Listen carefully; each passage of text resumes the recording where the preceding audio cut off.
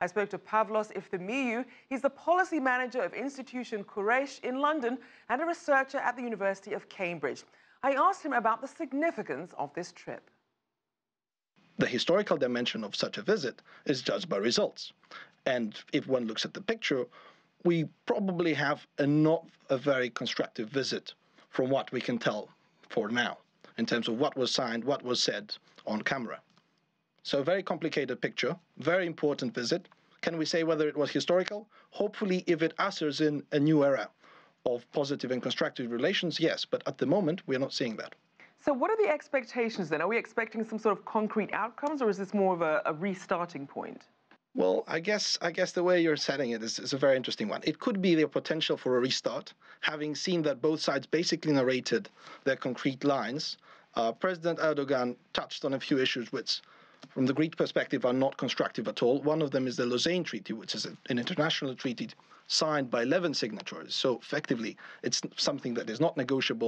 And revisionism there are definitely not constructive, but we saw that. So the question is, can we take this low point in terms of public diplomacy and transform it into an opportunity for a new era for confidence building, a rapprochement with the EU, starting with Greece as a potential window. So I see a hopeful dimension to it if it's spinned properly and leaders put the back towards such a dynamic. But again, the expectations, it's down to the leaders. And what we saw was a complicated picture. And, I'm keeping the hopeful dimension of the restart, which you mentioned. And for people who aren't familiar, we know that Erdogan did raise the possibility of changes to the treaty that governs the borders. What does each country have to lose or gain by making some changes? Well, any form of treaty revisionism obviously is not acceptable by the Greeks. So I'm guessing that one could see this as a verbal provocation. And, there are two types of provocations that we often see in the Greek-Turkish relations. One of them is, the aerial crossings, the competition over the Aegean, where effectively the Greeks have to basically push back the Turkish Air Force, and this is not constructive. And then again, you have the verbal provocation, which is any implication of treaty revisionism, which is not on the table, is not constructive, and happened today.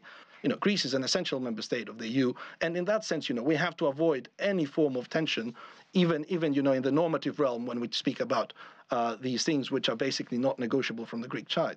Now, let's also take a look at what's happening in the Greek economy. Where do things currently stand with its bailout? That's a more interesting and auspicious discussion, I have to say. Being also the business and the policy advisor at the Hellenic Entrepreneurs Association, we are very optimistic right now. What I'm seeing is that the third review has been completed, at least in principle, very fast.